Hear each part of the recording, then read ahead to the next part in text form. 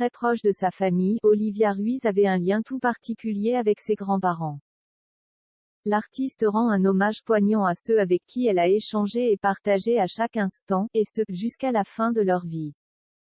Plutôt discrète sur sa vie privée, Olivia Ruiz a eu envie de partager un bout de son histoire personnelle. La chanteuse s'est notamment confiée sur sa relation avec ses grands-parents, des piliers dans la vie de l'artiste. Elle leur a rendu un hommage poignant dans un entretien à retrouver dans nos colonnes, jeudi 14 juillet. La transmission n'a jamais faibli entre nous et dans les deux sens.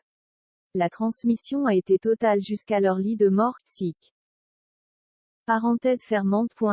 Double. Elle a gardé en mémoire les nombreux moments de partage avec eux. Mais aussi certains non-dits qui lui ont laissé quelques regrets. Cette blessure intime, c'est le secret autour de l'exil de ses grands-parents. 3 d'entre eux sont, en effet, nés en Espagne et avaient dû fuir leur pays durant la guerre civile pour arriver en France où ils n'avaient plus souhaité évoquer leur passé. Ce silence, Olivia Ruiz a avoué l'avoir très mal vécu, mes grands-parents ont fui le franquisme. En dehors de cela, mes aïeux sont partis avec leurs secrets. Et ce n'est pas faute de les avoir harcelés, avait-elle confié avec émotion dans Elle. Sa thérapie, à elle, est passée par les arts. Elle a d'abord écrit un livre paru en 2020, La commode au tiroir de couleurs, devenu une bande dessinée. C'est ensuite sur scène qu'elle a eu envie de raconter son histoire familiale à travers le spectacle musical intitulé Bouche cousue. Sa façon à elle de réconcilier ses grands-parents avec leur douloureux passé.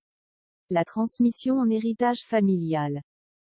Et elle compte bien perpétuer sa tradition familiale encore longtemps. Ce qui est joli, aujourd'hui, c'est de voir à quel point la relation se construit entre mon fils et ses grands-parents et à quel point la transmission s'opère librement. J'ai des parents extrêmement modernes. Devenir maman a changé sa vie, et ses habitudes. Aujourd'hui, dès que je le peux, je file en Espagne.